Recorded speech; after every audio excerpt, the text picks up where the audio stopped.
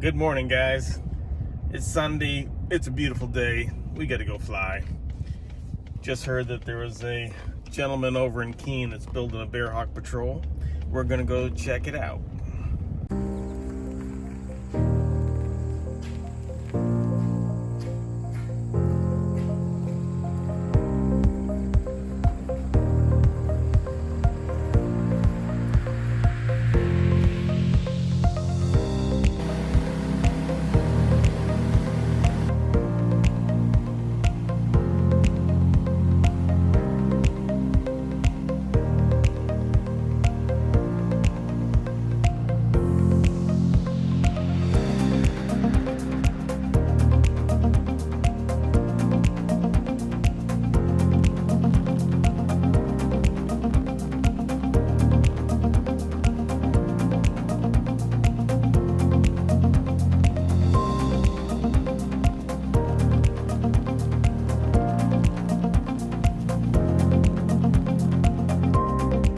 So we got here. We're at Keene.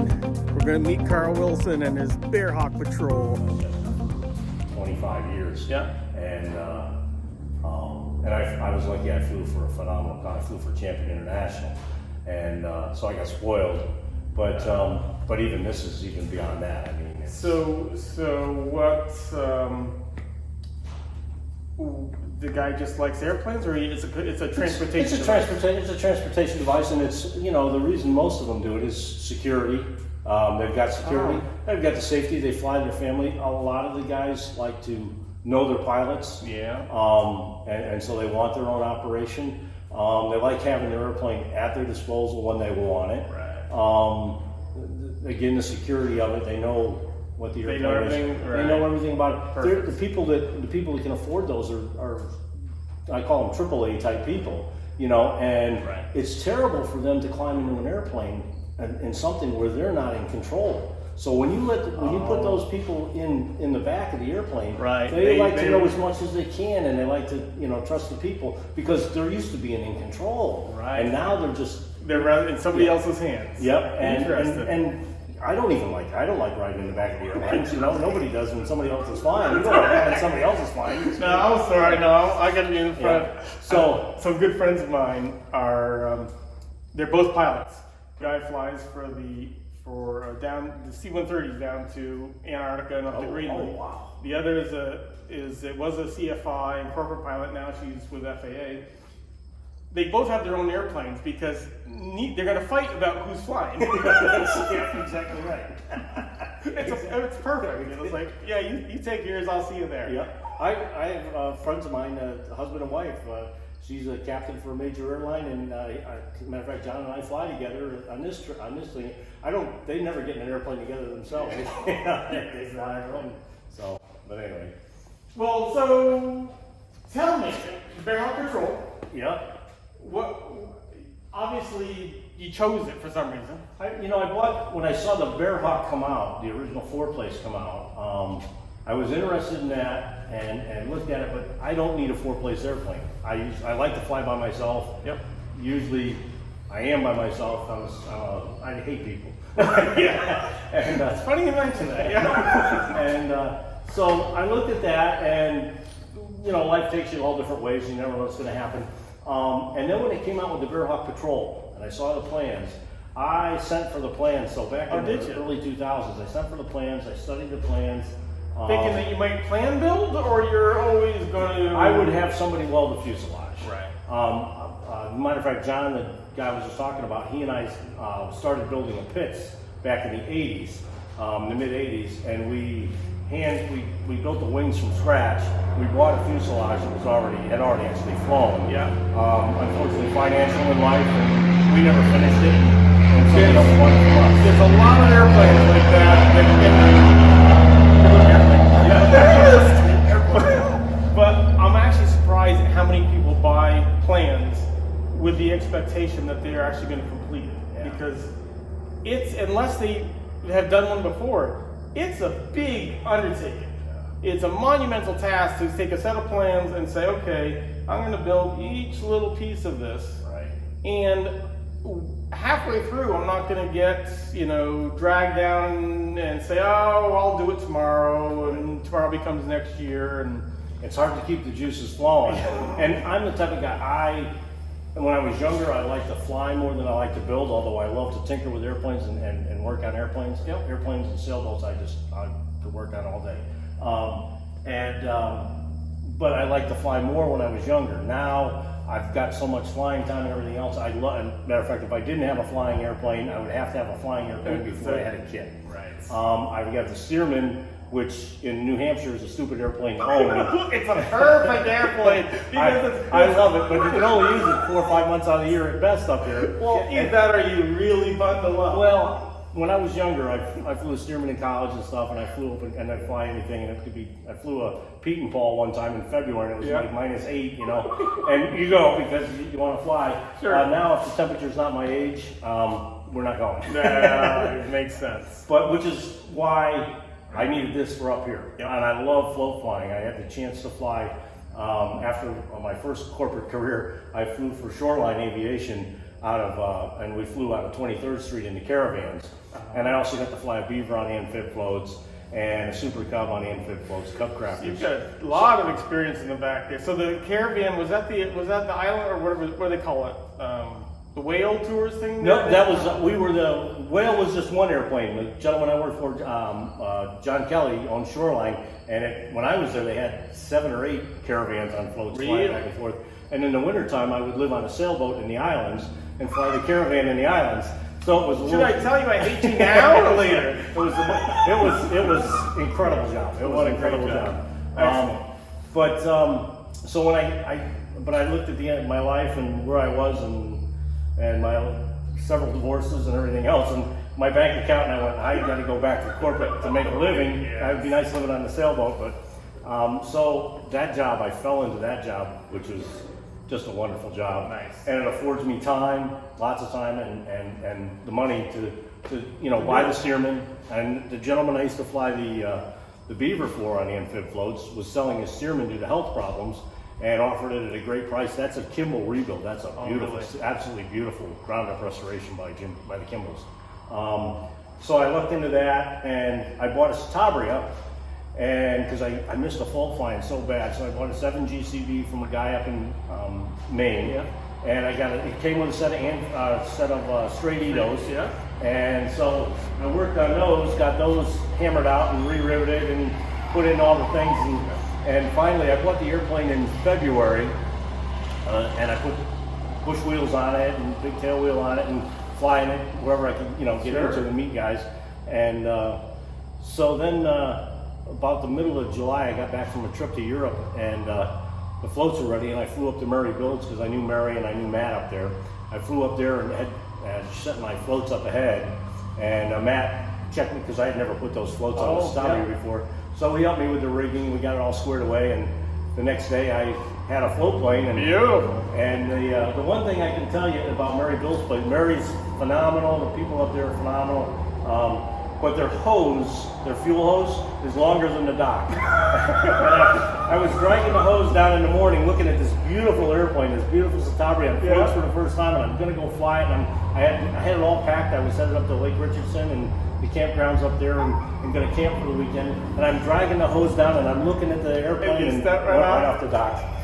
And so they need a shorter leash, is what you're saying. On me, anyway. And so, and Matt was around the corner prepping his airplane, and I could hear him getting ready to fire up his 180, and he's around the corner in the woods. I thought, I can't let him see me. I throw the hose back up on the dock, run up, and I run across the wire, take the thing up, so I'm hiding behind the airplane, pulling the airplane, so he can't tell I'm soaking wet. Meanwhile, my hat is floating away at Mary's house. But anyway, so I had that for 4 weeks. On floats, and I always wanted to have a float plane in my house. I live on Lake Potanipo over in Brookline, New Hampshire. Okay. And I had it tied to the dock, and I had done 3 weekend trips up to Maine with it, and I was really lucky and having a ball with it. And so I used to leave it on a mooring away from the dock. Yeah. I sunk a mooring and leave it there.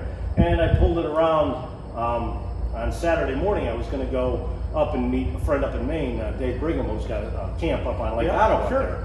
And so Dave called and said, don't even bother coming, it's right down to the trees, you can't get in. So a friend of my girlfriend came up and spent the night, and in the morning she gets up and she goes, Carl, I think something's wrong with your airplane.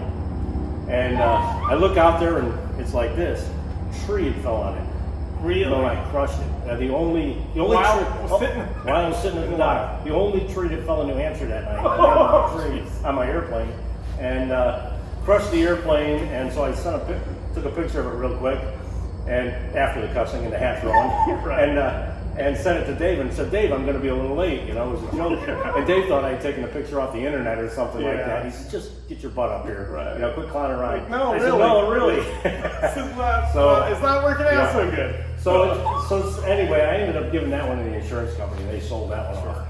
But I've been dying for, and then I picked up the Stearman, and I miss float flying, and I miss tailwheel flying. I love you know, backwoods flying and stuff like that. And you live in a great place. There's so many fields around here. It's amazing that, you know, people talk about going west and going south and the Ozarks and the Rockies and wherever.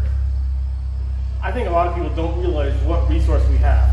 New England, the Adirondacks, Maine, Maine's float flying heaven. Yes. The Adirondacks is a little bit less, a little more restrictive, but we have a lot of places to go, either on water or on wheels, grass. There's so many private fields out there, and you get to know the people, and you're invited in, and Just don't go to Massachusetts. I did that once, and the guy kicked me out. really, really, oh, jeez. I get out of the airplane. He's like, "You must be from Maine." I'm like, no. He's like, "People in Maine think they can land anywhere."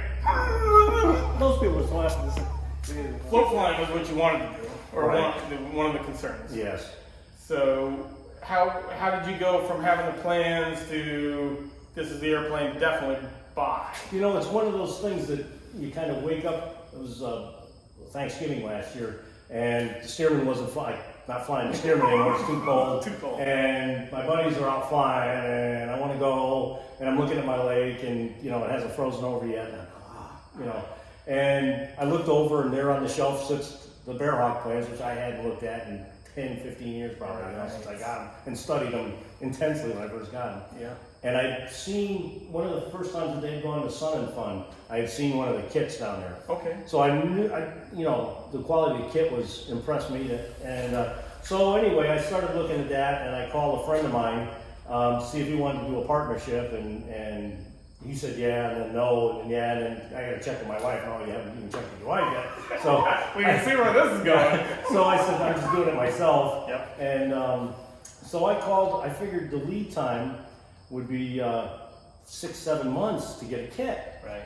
So this is the first week of December, last December, and I call Mark, and down there, and Mark's a neat guy. He's a high energy guy. He's not your typical aircraft salesman where, you know, No. where he's trying to sell you everything. No. He'll present you with all the options, and then, so what do you want to do? You know, Right. type thing, and it's not trying to push you or anything. And so I talked with Mark, and I said, Mark, I'm looking for a Seaplane version of the Patrol.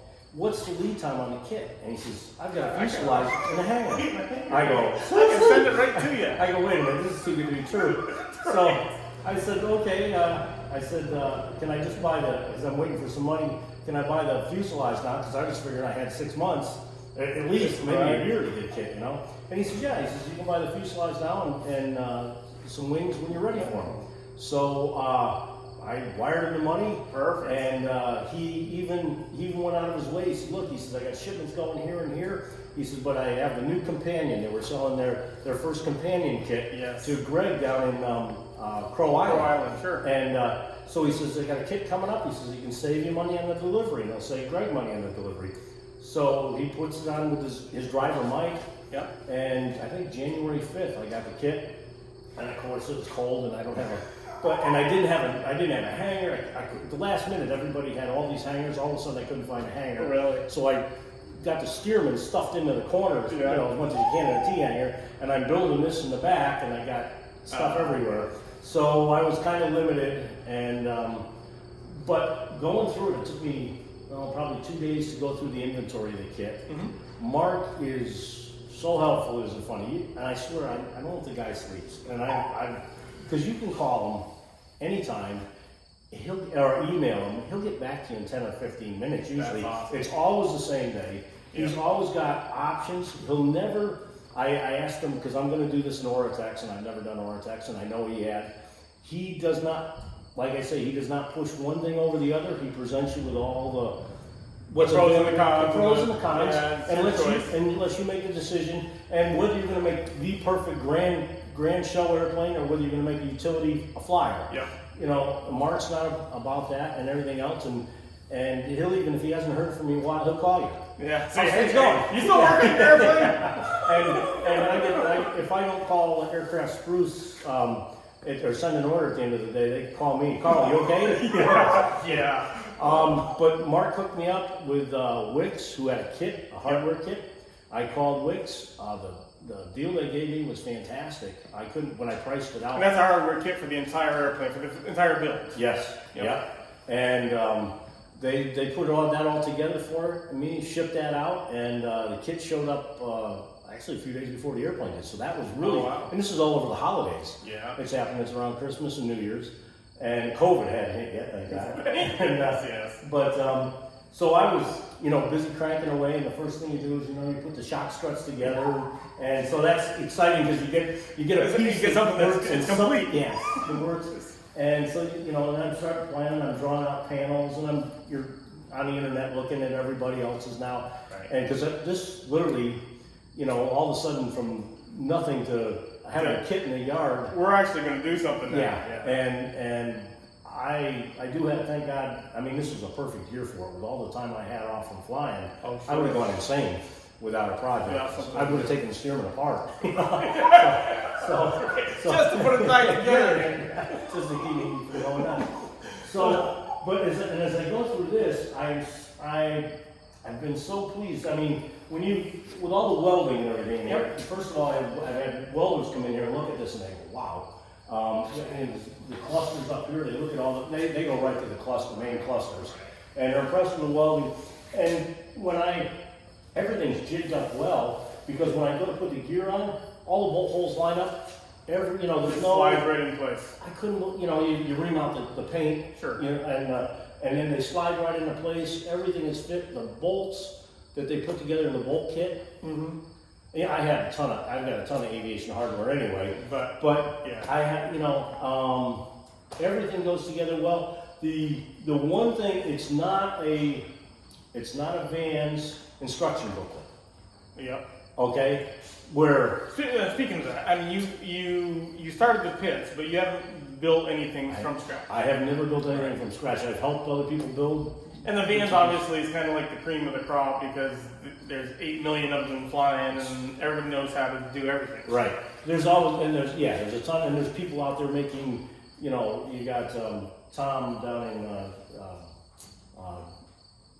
in Connecticut down there at his place in Bethlehem. He turns out parts for Vans, and Oh, really? He's an engineering type guy and great mind, and he invents, makes things easier, and Vans has subbed some of his materials. That he does.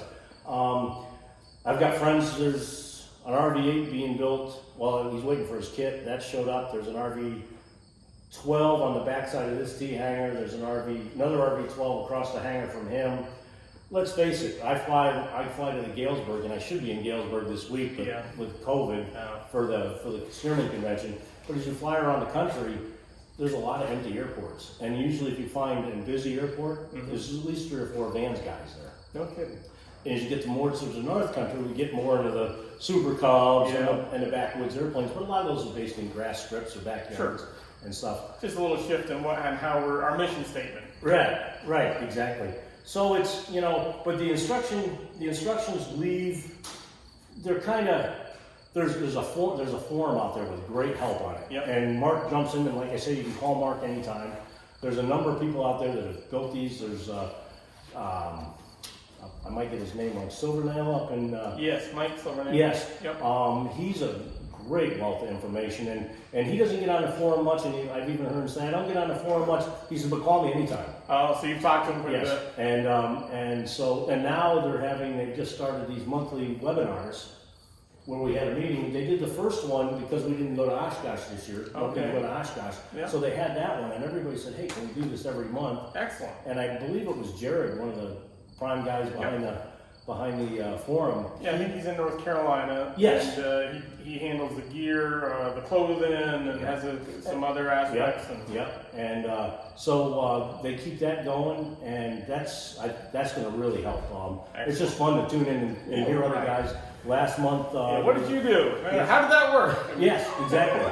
And you can. It's fun to watch the different people build, because some people, are so meticulous, and it's a 10-year build, and but they're builders, and they love to build airplanes, and it's going to be a beautiful airplane. And then there's guys like me. I want this done in a year and a half, if I can, a year, and because I want to fly. Yeah, the whole purpose is to fly. So and then there's every level in between. Yes. And that's the neat thing about this, is you can do that. So when you talking about the plans and the instruction booklet, it's not an erector set. Right. It's not like you're okay. Step B, put hole in bolt in hole A. It's not like assembling your kid's Christmas present with the instructions. But yet it's not really plans. So it's somewhere in between of you're referencing the plans and kind of a general outline. You've got a general. As a matter of fact, I printed it out. I've got a big thick manual. Okay. It's all been printed out, and it comes out with all the change outs and everything else. And there's and then on the forum you can go on there, and there's videos. Some people have made videos of the way they've done things. Yes, I've seen some of those. And most of those guys, it's amazing. They must be professional video people.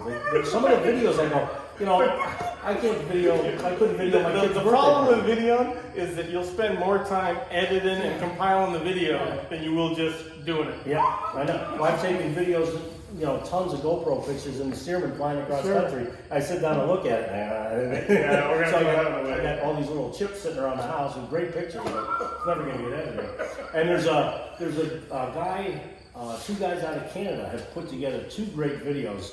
One they flew down to Bob's place. Yes, that patrol, that video of them going to Virginia and back is probably one of the better patrol videos of them. Yeah. The guy did a really nice job videoing, or he got good footage. Yes. Compiled it well, added some music and talking. And did you see the Moab video that came out? I didn't see that. That came out maybe a month and a half ago. Okay. Check that out from the same guy. Really, same guy. And it's a beautiful. Their whole trip, and it centers most the trip out and back, but mostly out to Moab, Utah, and going into the back. Excellent. And they do a beautiful job. Those two guys are obviously great friends, it appears. And they do some great setups and some great. It takes a special knack to do it, but we all appreciate it. It's beautiful, and it speaks well for the Bearhawk, jumping in and going and that. As far as building, I've been slowed down. I finally just got this hangar 3 days ago so I could drill my wings. I've been waiting for 2 months to be able to drill my wings to get them set. Yep. I'm all set. I'm all leveled out. Everything's according to the book. But Mark says on big moves like that, give me a call before you do it, and he'll go over it. Right, make sure that we're good. So I'll talk to. I figured it's the weekend. It's the holiday weekend. I give Mark a break. Oh, you're too kind. And so I'll well, let's get his number. what I'll do is I'll send him an email Monday night. Yeah, it's like, where were you all weekend, right? And he'll say, oh, I've been out at the ranch and everything else. Yeah. And he'll say, oh, you should have called. But I'm not going to bother him on a weekend on a holiday. So Tuesday, we'll talk Tuesday morning, sometime Tuesday. I'm sure with Mark, and then I probably won't sleep Tuesday night, and then Wednesday we'll have everything lined up and we'll drill the holes. So, nice. So we're looking forward to that. And then the struts, get the struts, and then she'll look like an airplane. Right. I've got the floor panels have been in, they're coming out, everything's all set in there. My panel. You're gonna, speaking of the floor, you're doing an aluminum floor. You're gonna close out the inside. You know what? I still up in the air. I think I might do it in Oratex. Yep. I think I might do it in Oratex. There's a builder a little bit further north in Vermont that's is actually doing a companion right now. Okay. And if I can get the keys to the dens layer, where at some point we're gonna stop in and break in and see him. Okay. But he just covers the inside of his with fabric. Yeah. And he said, it's light. It finishes it off. Except for maybe inside the boot cowl where maybe you're kicking it. He said for the most part, you really don't have an abuse issue. Right. It's not like any of us are flying mooses out of Alaska and like, oh yeah, put another 40 pounds in and there. a broadhead goes through the side of it. Yeah, Right. But it gives you a finished detail that people can open the door like, oh wow, it really. And especially up in this area where you got your fuel tanks, so you're not looking in open. I've flown Cubs and all kinds of utility work airplanes, crop dusters, and it's open, and it just. But as soon as you put a piece of fabric there with a fuel gauge in it, it looks like a whole different airplane.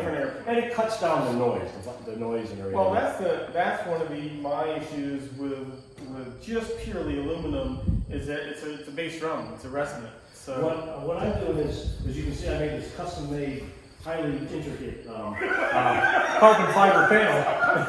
I had a guy come in and go, wow, you made a carbon fiber panel. Somebody look at this side. But this stuff, I'm amazed at this. This is a 3M product, and it feels like carbon fiber, it looks like carbon fiber. So you're doing 180 and regular 0360, not injected. Yep.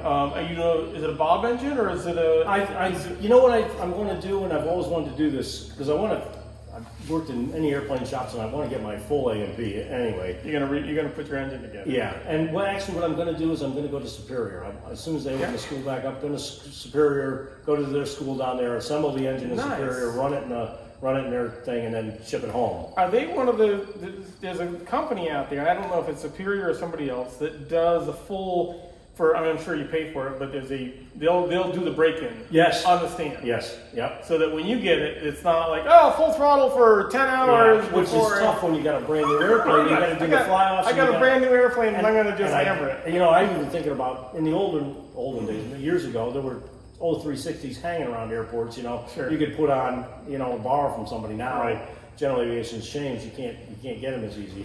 Because, before I would have had a mock-up engine on here just to mock up the panel. Oh, sure. Because they used to be sitting in tires in corners, and that doesn't happen anymore. Well, you don't see that. So that's why I went with, that's why I want to go with them. Yep. If they don't open their school again, I will probably go with a Lycoming out of Pennsylvania because they're close, and I have them build me an XP. Sure. And then I'll just run down there and pick up truck and bring it up. Yeah, I've done that. And go to their school, even though I won't get to assemble it. They have one as well?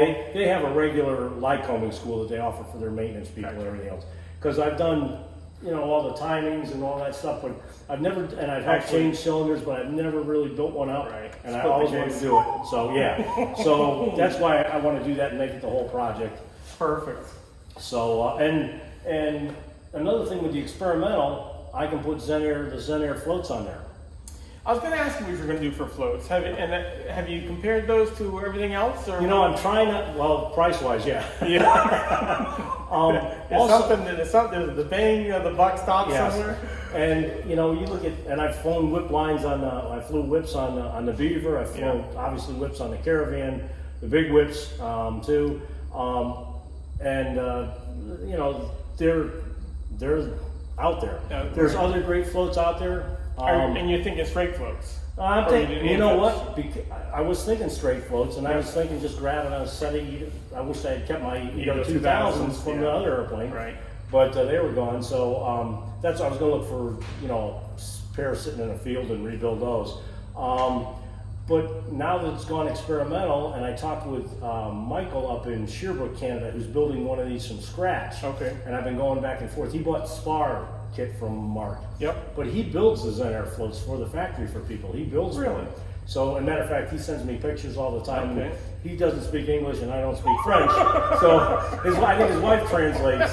And of course, does that work? Yeah, we're getting. Yeah, I think I'm getting floats for free. Perfect. But so we've been communicating back and forth, and now he's a professional airplane builder too. Is he? So the first time I had this about 3 months, 4 months maybe, and he had taken him a month to get down here to get the spars, and he had to get them out of here because it was closing out the borders. Sure. So he came down to get the spars. So a few months, I get a little note from him, Carl, how are you doing? Send pictures, Right. So I'm all proud of putting my kit together and everything else. And I said, send me pictures of what you got. Have you had a chance to do anything? I figure I'm going to see a couple spars laid out and some ribs. Yeah. My God, he's got the fuselage weld. He built the fuselage from scratch. Oh. And he's welded the whole thing up, and he was as far along. What's the guy's name? Mike?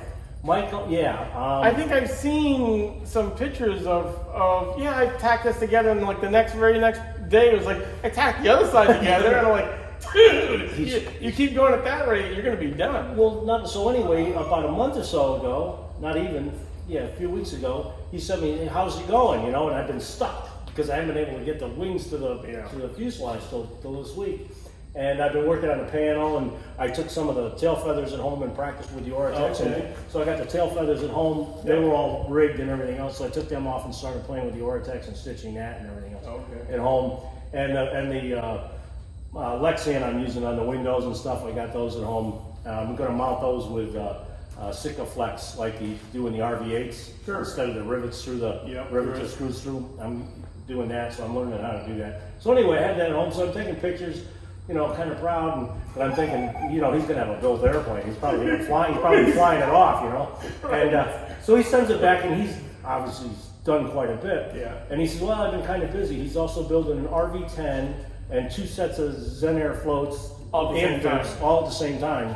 And I go, so he sends me pictures of the floats and the RV10 or whatever it was, almost built, and he's still.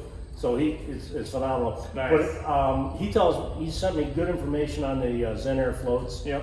And the 2200s amphibs, the kit for those, and they're all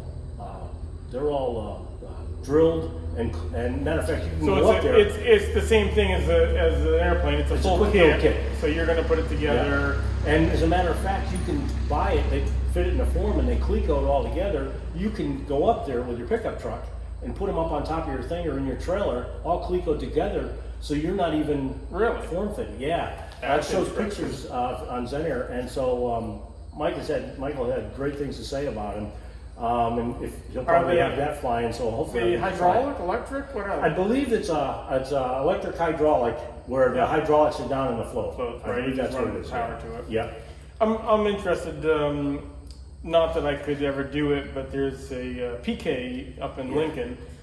Just made their first set of 2050 EXs. Yeah. So they're experimental amphibs, and I mean I saw them on a carbon cub, but they come off the water in no time. I'm glad they're So I was like, oh, that'd be really nice, But it's just there's some options. That's better. Yeah. So obviously, and I think part of this I knew, but the wings they come complete as you see it here.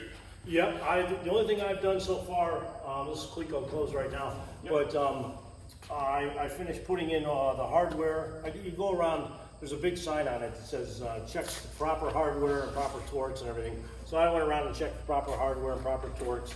And then you put the springs in, you put all the actuators in, the pulleys in for the ailerons. And what are the springs operating? The springs are operating well, they're not actually, they are in there.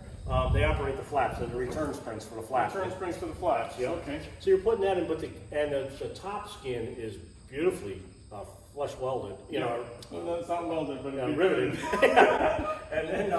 and then everything is drilled and dimpled. Yep. All matching holes drilled and dimpled, so that when you finish the interior here, and after I get it rigged and get it drilled, then I'll just close it up, and you just close the bottom skin. Basically the main bottom skin is not drilled, so you can do fuel tank, springs, rigging. Yep. The leading edge is completely done. Completely done, and this is all drilled and dimpled all the way through here. The ailerons come. They're in the other hangar. Yep. The ailerons come, and they show you how to put those on there and how to drill those so that you match. The standoffs are already on the main spar. Okay. And so you're just putting the hinges on the ailerons and flaps. And the flaps on this thing are huge. They're monsters. They're monsters. And you have 40 Mac degrees. Daddies. Now both the flap and aileron are cloth covered. Yes. Yep. But with the metal wing, it's going to be faster. Yeah. That was what sold me, because there's so many. I could have bought a Super Cub and rebuilt it, or sure. I mean, Javron makes a Cub, Dakotas, Legend, and I've looked at all of those. Yep. But when they came out with this wing and everything else, and especially if you want to go floats, because you're already when you hang. Well, yes, that's a very good point. It's outside. But when you hang floats on them, you slow the Super Cubs way down. Even the Cub crafters and everything else, you know, you're chopping all that the drag off. Yep. This, you know, you're obviously going to cut some off. Yep. But you're already starting at a higher, at 140, 145, even 135. Right. You've got that, and yet you're still at the slow speeds. Yeah. You know. Well, that's where, from what I can tell, the versatility of it is just exceeding everything else that we have out there. You can, you know, I've got some friends with carbon clubs. Yep. And I found that with the right panel and that, it becomes a serious cross-country machine. And for no other reason than you've got the speed to do it. Yep. You know, if you have a range of, say, you know, 200 miles in a normal Cub, suddenly in the same amount of time, you can go 300-400 miles. Right. And now you've got a whole lot more area you can cover. You can go visit a friend and back in the same day. And as wilderness gets further and further away from the cities, it's further and further to get to upstate New York, you know, to get away to where we want to go with these airplanes. So, well, pretty soon we're going to get to a point where we're not going back anyway. Good. I'm already. That's why I live in New Hampshire. Exactly. But so you know, I mean, that combination is why I went to the Bearhawk Patrol. The speed of the total package on that range, the utility of it, the strength of it, everything else there wasn't any other choice in my opinion. Sure. At that point, I was sold on it, and that's why I went to Bearhawk. How big are the fuel tanks? Boy, don't quote me. I think they're 25 gallons each. So you got 50 gallons. Yeah, maybe 26. I think I got 52 gallons. Okay. So, and I'm going to put an 0360 in here with a constant speed Trailblazer prop in here. 180 on it. Yep. And so, and also with these, because look at the price of floats, and especially there's a heavy. Maybe later. Right now, yeah, we'll get the Bearhawk done today. Yeah. Hey, you want to ride? I just got back from Belfast. We went up for a week. Oh, did you? Oh, nice. So you mentioned you're going to put the plexiglass in without ribbons. Right. And it seems like each builder, of course, does their own thing, but you're doing full one piece. Yeah. I saw that some people just take like this half and not have a back one. Right. What's the advantage, or what's the desire to have glass in essentially the storage? Crawling around, most of the time I'll be in the single seat. I'll be going into my jumper back here through the door over there, and you can see in there. And this piece came. It's a beautiful. It's already there. It's there. Slide It's it a in little like less fabric to do. So you know, I looked at the Fly Girl, and they built the twin ones out in the Midwest someplace. Anyway, there was two of them. I feel bad. I can't remember names. But anyway, I watched he shortened his down. I looked at that, and then I looked at overall pictures of the airplane, and I just thought the lines they've got and everything else. So I like the way it yeah, looks. I just like the way it looks. Mine's going to be. I'm going to keep it simple. I've got Cub yellow Oratex, and I've got black appliques or bear paws. Oh, really? Very nice. We go back like that, and then we'll have something on the tail, like that. And that cuts out a lot of the stripes and a lot of the painting and all the masking and everything else. You went to the Oratex for you is primarily for you don't need to paint, or what's the advantage to you? I like it in so many ways. It's lighter. I've done the demonstrations here for the local EAA chapter where I took the back seat and I just stretched a piece around both ends and didn't, Sure. so that when you heat it, like any other fabric, it gets a pull in it and everything else, because it doesn't have a way to hold that line that way, Right. So you get I took and I set it up on. I took that seat after I did it and I heated it up and everything else. I put it up on 6x6s and I jumped into the middle of it. Yeah. And it didn't break. It sagged out naturally. Yeah. I stepped off of it and I watched it come right back. And it's got small. You could tell somebody landed on it with their feet. Yeah. I hit it with the heat gun. Came right back. Came right back. I've now done that demonstration on that same piece of fabric 5 times. Really? Including in the last EAA demonstration, I took a lead shot mallet, 5-pound mallet. I hit it as hard as I could, and I'm glad when it bounced back, my head was out of the way. And so then I heated it back up, and then it says, according to the manual, you can even take that heat gun. You buy the heat gun, and it's digital calibrated and everything else. You can touch the tip of that heat gun to that fabric. Yeah. So I had it dialed in the highest setting you're supposed to touch, and I put that direct metal right to the center of that piece, held it there on the video, and then I pulled it off, and we looked at it, and it made like an orange ring. Okay. So I thought, okay, it marks it, but it didn't burn it. Didn't burn it. So we watched it for a minute, and the orange ring went away, and it came back to white. You couldn't tell I had touched it with 300 or whatever, it's 400 degrees or whatever. I was amazed at that, and we took some, I rolled it up in a ball, and I held a flame to it, and it won't burn. It will melt, but it'll never hold fire. Right. I haven't stabbed it with anything sharp. It's not Kevlar. It's not Kevlar, no. But if anything, it'll take that much abuse for an airplane that's backfield along the belly, you know, sure. And let's face it, how many times have we patched it? And then if you go for a high-end paint job where you're putting polyurethane on fabric, that's really, you know, it doesn't blend like the old like dope and stuff that we used to use. So it's a lot harder. So it's light. I kind of like the fact that it is a little transparent, especially the yellow and the white. I've seen one that was beautiful floorplane's done, and you can see a little bit of the ribs and the bones. And I like it. Some people are gonna hate it. It's not. It depends on the individual. I know that for some people, when you look at your door and you've got that much invested in the airplane, you want to, you know, they want it to be shiny. Yes. It needs to look like $1 million. It just came out of the paint shop. It's still wet. And you'll never get that with Oratex. No. It's a dull fit, unless you paint. Yes. But yes. now you're kind of defeating the purpose in one sense. But you can paint it with some of the. Mark has got some test cells, I guess, that he did where they painted it. Oh, really? And they painted it with automotive paint. They painted it with other stuff. And he leaves it out in the Austin sun, from what I heard, and to see what's happened. And he says the paint stays flexible on the fabric. He says they've got great results, and I know he's done at least one and maybe two of his airplanes in Oratex, and other people have too. And some have painted and everything else.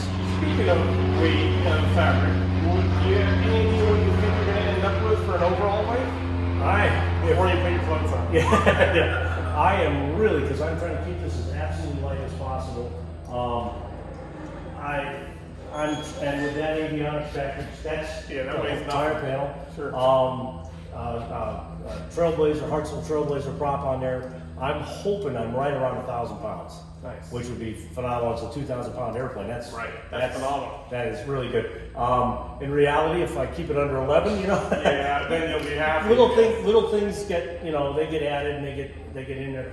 But I'm going to take on these on the floorboards to quiet them down a little bit. I love this fabric, that carbon fiber fabric, and it's tough. I put some on the floor of my house. Oh, did you really? Now this is a different form than that. But this stuff, it looks like carbon and everything else, but it's tough. So I've been stuffing that. So I thought I'd just coat these with that. Okay. And then I'd take some of the drum and some of the vibration out of it, some of the din. And up here where I deal with this, I'm just going to put pieces of aluminum for my heel slides, so you're not sitting there rubbing it. And everybody's staying on my airplane. So. That's right. But so we'll see. Excellent. But it's like everything else. You have all these dreams and hopes and plans.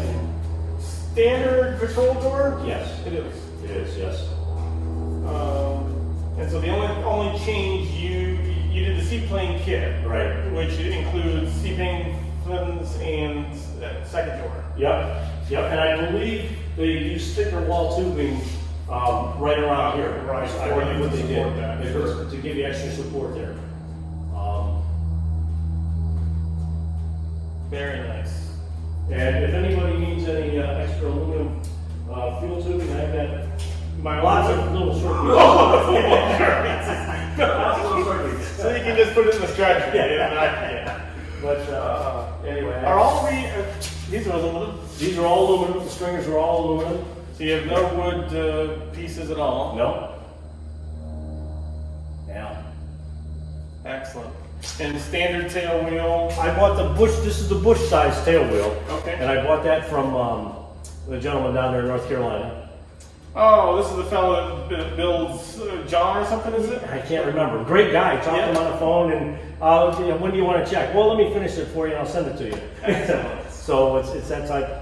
And he built it up from scratch in a couple of weeks during the winter and shipped it up to me. They use the Stinger now back down here instead of the leaf spring that they had on before. They use the Stinger back here. So Be interesting to see if the I think somebody had talked about putting it on Dan Default's T3. But I've never seen if that ever happened or if that was still in the process.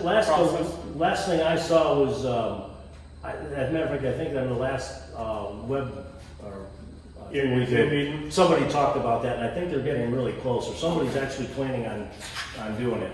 And they're also talking about the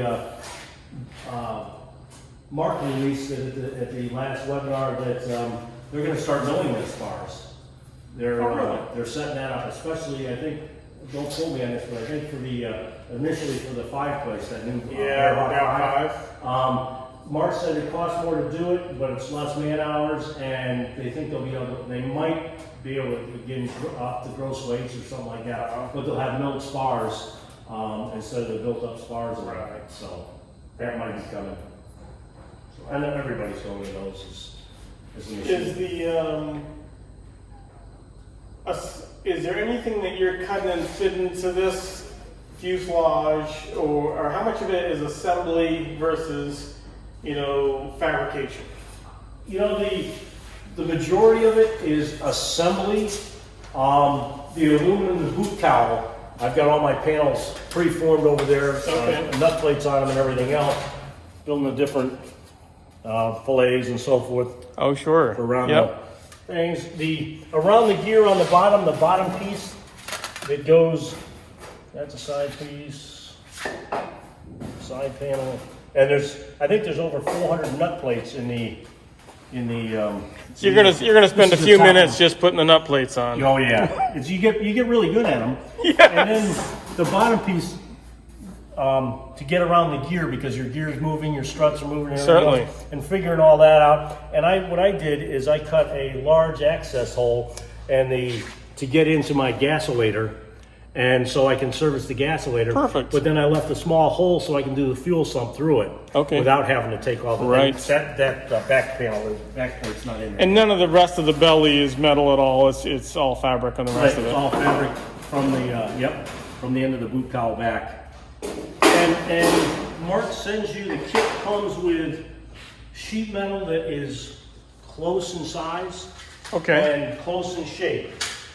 And then there's still a lot of fabricating, but it's not a big, just a big 8 by 12 foot sheet of aluminum. And because you're doing the seaplane door, therefore you have throttle and prop both in the panel. Right. The prop will go in here. I haven't decided yet whether I'm going to use a front mount prop governor or a rear mount prop governor. So I didn't put it in yet because they're about a foot difference in length, right? Yeah. So, but that's how I hope to be. And I think that if I need to get out, your pre-plan, if you happen to come out the right side, you'll have a nice thing with the step through. When they designed that, I thought that was when I first saw this, I said, they made a mistake. They screwed up. Why did they screw up? That's terrible. But it allows you to get your foot behind it. Climbing into a PA-12 versus climbing into this, especially a fat old guy, your foot sweeps right past that. It's not fat old. It's just youth deficient. Yeah. There we go. That's perfect. But no, that was a perfect design to make it easy to climb in and out. Sure. The PA-12, legs got to go go over the top of it. And Seaplane, you never stop, so you got to plan your exits and you got to have your moves done. So when I sat my seat in here, I was thinking, okay, I'll have the throttle. The throttle will be back at idle, mixture will be out. Sure. But before I leave, throttle will go in, make sure they're off. Right. But throttle will be in because I don't want to catch anything. Right. So I'll have it shut down. But that was my only thing. I think. Yeah, that's I what think it's gonna be. I think some people have, and I don't know if they did it with a seaplane. I've seen some regular quadrants on that side, Right. But they tend to be more side mounted. It is, because I looked at trying to I mocked up a quadrant in here, and it was too far away, and the throw. You end up being short and Yeah, and low. being short and being in the way. Yeah. So I didn't like that, so I've gone with this for now, and of course anything can be changed. Sure. So, but I think that's what we'll. I've always loved their steps. They've just got phenomenal steps on the gear. Yes. You know, it's after you step into a J3 Cub so many times and the step keeps bending or bending, like no, we're not going anywhere. And I bought you can buy a lot of different options. I bought the Grove brake option, double puck, because I'm going to put at least 29s on this. You ever thought you can do skis at all or no? Yes, How far do you go? Yeah, it all gets there. I'll probably run out of breath before I get before I can get to all this stuff. But yeah, that's another thing is skis on there. So. Yep. Excellent. Well, it looks really nice. They do a beautiful job. They really do. RTFM. Yes. You don't know what that means. Yes. Before it's You all can the look it pieces. up. Before Yes, it's all the exactly. pieces. The seats are, simple seats that slide in there. I bought the foam package, and I'm going to put those on there. So the standard seat's a slider. Mm-hmm. For some reason, I was thinking I had seen some that were fixed, but that's not. That might, there might be some kits that were. There might be some early ones that were. But these, it slides back and forth, and it gives you. Well, you can see you got 6 to 8 inches of yeah, range. a range. Yep. The back seat is a like a PA-12 wide Wide back seat, right. And matter of fact, I think it's a little wider than that. And that, as you can see, pops in here and here, and Yep. and sits up here, so you can pop that seat right in and out. Yes, that's Now, key. you'll see this right here. This is the one mistake, and Mark, I guess they made it on three things, but the Fairlead guide Yep. for the rudders was welded in the wrong spot. And so when I look at it, it would affect that. So next week, we're welding that down there, and it'll be the same as, so it's no big deal. Right. But I guess it would only happen on 3 of them, and that's been fixed, so. You were the lucky one. I was like, I'm a big fly with the door open guy, Yes. and I'd be tempted to go with the Seaplane version for no other reason than I can have the doors open or off, or yeah. just. And this, I'm gonna put the standard swing door on the lower half, Yep. and the upper half will fold up, Sure. so they can, I like to rest my elbows. And so we'll do that, but I think that'll, I call it the cruiser feeling. Yeah. just riding. Yep, exactly. Have you flown a patrol? I have not. I've flown the Bearhawk, the 4-place. Yeah. But I haven't flown the 2-place, so It should just be that much better. that's, I figured. Get rid of the people, Yeah. and we're all happy. Yeah, I'm happy. And they can look on both sides of the airplane, and I'm not bumping shoulders with somebody, so. Right. But the performance in the 4-place, as a matter of fact, there's a 4-place right down the road here, Tyson Sawyer. Yes. And I know Tyson well. And I live right, I live right next to Tyson. Oh, do you? And I live on the lake just below Brookline Airport. So And, you know all the guys up there. Yeah, Him and Mike Bob, Hughes, Mike, and Don, yeah, all the boys, yeah. Yep. And it's the same trim system in all of them, right? You know what? I'm not so sure about that. I see this is a lever, but I see in the 4-place, they put wheels in. They've got a wheel in there. So, and some of them have a chain. Now, I'm not sure if that's some of the early ones that people have done their own deal with. Okay. Now, the trim range in this, for this trim lever, and you've got 2, Big trim tabs arms. on the back there. When I had the tail all rigged and everything else to make sure I was getting all my degrees of deflection and everything sure. else. When I checked that, it does not take. This is a very you're not No, moving this. yeah. You're not moving this but a little bit to take the trim out. I can Yeah, see. Dave mentioned that to me. It's like, your trim adjustment is like 3/8 of an inch. Done. That's all we need. So it's and if you're flying at pretty much the same weights all the time, I mean, it's probably a no-trim airplane for most But people. you just Other than you maybe gotta the leave the flaps. fat girl seat out. Unless that's for twins.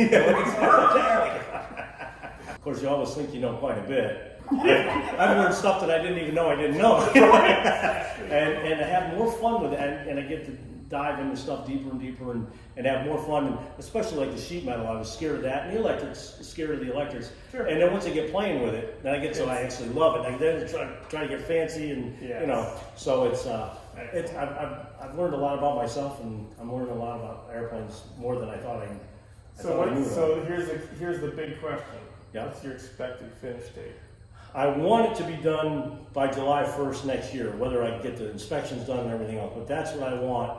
Now that I've got a hangar, I get this going. Yep. And I worked all last winter in these hangars. If the sun's out here, I was south facing hangar. You get enough warmth. A little bit of blast furnace so that I'll kill myself. I can stay warm enough in here to work on it. So I think if I'm not, and with my amount of time that I have off with my job, You can do that. I think I can do that, yeah. So you've had it now since December? I got January 5th. January. So And I figure I'm 2 months behind because of where I could be, because I wasn't able to get the wings to the fuselage. right. But that's still under 2 years. Oh yeah. That's awesome. Yeah. So. Then you just gotta get the floats and Then I need this wand and the red head. yeah, right.